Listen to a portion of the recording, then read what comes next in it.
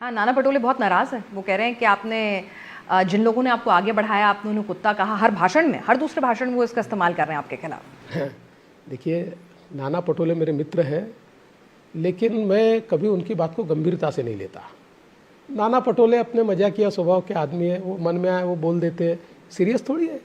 Is not a serious politician. अच्छा, वो serious ना ना ना, मेरे मित्र है भाई, मैं जानता हूँ सीरियस नहीं है। आप दोनों की गजब की मित्रता है। वो भी जब हमने उनसे बातचीत की तो उन्होंने आपको कहा कि मेरा मित्र है देवेंद्र, लेकिन इस बार वो चुनाव हार रहा है अपनी सीट से। वक्त बता देगा, 23 तारीख पास में।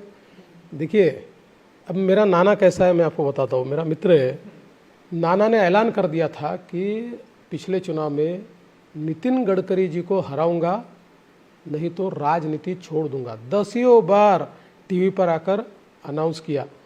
और फिर जब नितिन जी बहुत बड़ी मार्जिन से जीते तो एक इंटरव्यू में हमारे गिरीश महाजन जी ने पूछा, अरे भाई नाना आप क्या हो गया? बोले वो तो मेरा जुमला था।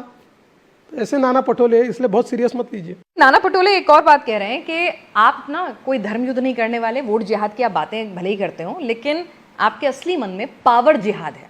आप पावर जिहाद करते हैं, पावर के लिए किसी भी हद तक जाएंगे। नहीं, मुझे बताइए, वो क्या भजन कर रहे हैं?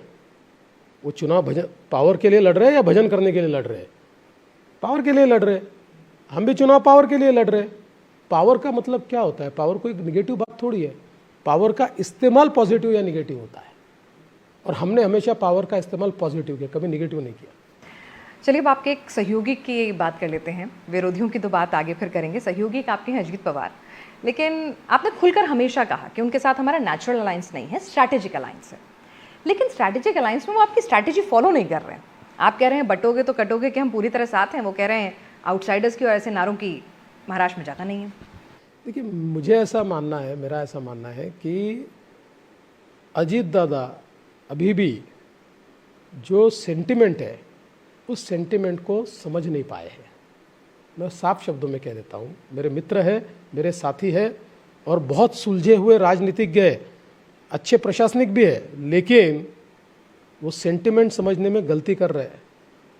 जो सेंटिमेंट लोगों का है, जिस प्रकार से लोगों के मन में क्रोध है, जिस प्रकार से वोट जिहाद के बाद महाराष्ट्र में लोगों के मन में एक आक्रोश है कि हम किस ओर जा रहे हैं, मुझे ऐसा लगता है कि वो समझ लेंगे तो कभी इसका विरोध नहीं करेंगे। लोकसभा चुनावों में भी अजीत पवार के साथ होने का नुकसान हुआ था, जिसको आपने भी माना था कि वोट ट्रांसफर नहीं हुआ। आपको लगता है कि इस बार वो भांप नहीं पा रहे हैं सेंटिमेंट को, इसका नुकसान ना करा दें? अच्छी खासी सीटों पे लड़ रहे हैं। पहली बात तो लोकसभा में उनका नुकसान नहीं हुआ, उनका फायदा हुआ। लेकिन लेकिन मैं बताना चाहता हूँ, जितना फायदा होना चाहिए था उस समय नहीं हो पाया, क्योंकि उनकी पार्टी नई थी, उनका वोटर भी असमंजस में था, वो चिन्हित नहीं हुआ था। जब वोटर चिन्हित नहीं होता है तो वो ट्रांसफ़र नहीं होता है।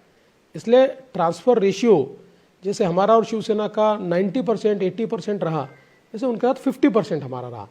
लेकिन लोकसभा के बाद उनका वोटर चिन्हित हो गया, इसलिए मुझे लगता है कि इस बार हम वोट ट्रांसफ़र कर लेंगे। देखिए, एक बात तो आप समझ लीजिए कि जब अलग अलग पार्टियां होती है तो अलग अलग पार्टियों के विचार भी अलग होते हैं।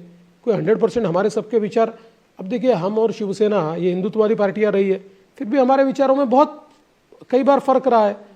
पर इसका मतलब ये नहीं है कि भाई इसका कोई खामियाजा भुगतना पड़ेगा, ऐसा नहीं होगा। वो कह रहे हैं कि मैंने जो वादा किया था, अभी हाल ही में उनकी रैली थी महाराष्ट्र की बीड़ में, मेरे ख्याल से उनकी रैली थी, जहाँ पे उन्होंने कहा है कि हमने 10% मुस्लिम उम्मीदवार खड़े करने का वादा किया था, हमने वो पूरा किया। हमें मना किया गया, हम पे प्रेशर खड़ा किया गया कि भाई नवाब मलिक को उम्मीदवार मत बनाओ, हमने फिर भी बनाया।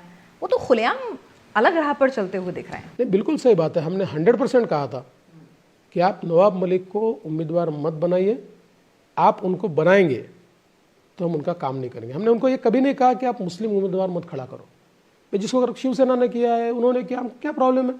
जहाँ अलायंस के उम्मीदवार है, वो चाहे मुस्लिम रहे, हिंदू रहे या कोई और रहे, हम उनका काम करेंगे। लेकिन नवाब मलिक, इनके बारे में बहुत ही स्ट्रेट भूमिका हमने ली थी, और जब उन्होंने ये कहा कि हमारी पार्टी ने फैसला कर लिया और हमने उनको बी फॉर्म एन वक्त पर उन्होंने दिया, उन्होंने मुझे बाद में फ़ोन करके पता हमने दे दिया, मैंने उनको बिल्कुल साफ मुंह पर कह दिया कि देखिए हम तो काम नहीं करेंगे। और हमको थोड़ा अंदेशा था शायद ये ऐसा कर सकते हैं, वो दबाव में थे दोनों तरफ से, इसलिए शिवसेना ने भी फॉर्म भर के रखा हुआ था। हमने कह दिया कि अब शिवसेना लड़ेगी और हम शिवसेना का काम करेंगे। लेकिन एक ऐसा अलायंस जो आपका एक इम्पॉर्टेंट अलाय है, उप मुख्यमंत्री है, वो ना तो सेंटिमेंट समझ रहा, ना आपके चुनाव में जो आप मेन नारा लेके जा रहे हैं उसके साथ खड़ा हुआ है, और वो आपकी बातें भी नहीं मान रहा है, तो फिर काडर तक, कार्यकर्ताओं तक और वोटर तक यूनिटी का मैसेज जा पाएगा? ऐसा नहीं है। देखिए, एक हाथ दो चीज़ों के ऊपर हमारे डिफरेंसेस है, 99% चीज़ों पे डिफरेंसेस ही नहीं है। वो हमारी लाइन टो कर रहे हैं। 99% चीज़ों पर जो हमने तय किया उसी स्ट्रैटेजी में वो चल रहा है। अब ये हो सकता है भाई उनकी पार्टी है, उनका अपना वजूद है।